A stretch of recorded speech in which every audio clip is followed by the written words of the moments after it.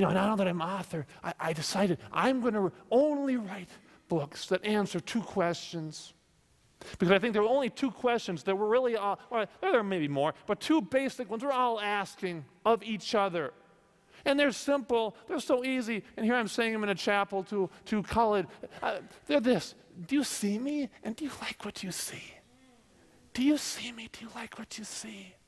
It doesn't matter how old you are. My daughter used to be 5, and when she was 5, she wanted to be a dancer, so I put her in soccer. It's the kind of guy I am. And so I put her in soccer, and if you've seen 5-year-old soccer, it's not soccer. It's like a herd of wildebeests kind of chasing the ball around. And they kick each other in the shin. That's how they do.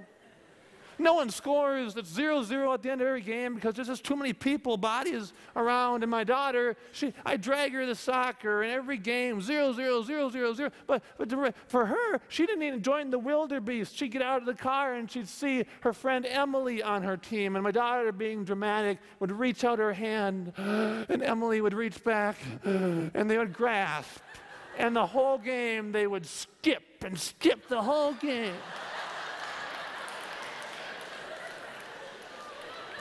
And wouldn't even play the game. And as a father, you're looking out there, you're thinking that you've raised the next genius soccer player, and you're kind of going, oh, what have I done? And by the last game, I'm driving with a heavy heart, and I drive her to knowing we're going to see another skipping episode, and she gets out of the car, she runs to the center of the field, and Emily is not there. And she stands in the middle of the field like a lost puppy. I'm actually happy because she might have to play soccer. But she's not happy. She's standing there lost because she doesn't know what to do. And of course it's 0-0 until toward the end of the game. Almost, I'd say 5 minutes left in this thing, the impossible happens in 5-year-old soccer. The ball somehow squirts from the herd and rolls right by her feet. And she's supposed to go that way, and she turns and just starts to follow the ball. She's going the correct way. She's on a breakaway. It never happens in 5-year-old soccer. And she reaches about 10 feet from the goal. And she gets that far. And she's going to score. And I know she's going to score because the goalie is sitting on the grass, turned the wrong way, picking it.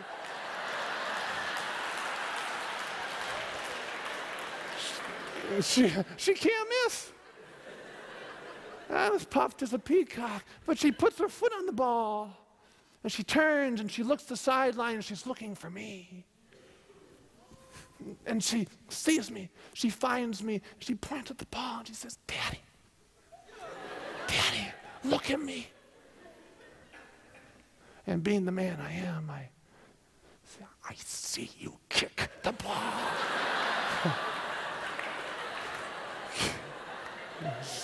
And she says, oh, yes.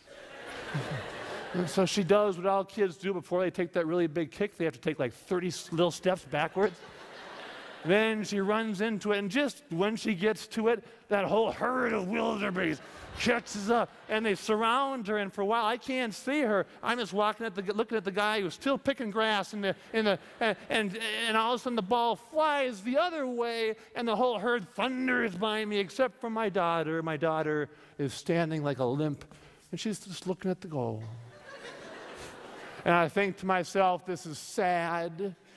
This is going to be a Dairy Queen moment on the way home. And then she turns and she starts to skip back. And as she skips back, I see the smile on her face. And it's huge, it's in high beam. And then I realized something. She was playing a whole different game. She wanted to know if her dad saw her and if her daddy liked what he saw. That's all she wanted to know. And that was a much bigger goal than scoring in some net. We all want to know that. Do you see me? Do you like what you see? People with disabilities want to know that. People without disabilities want to know that. We want to know that. We want to know that.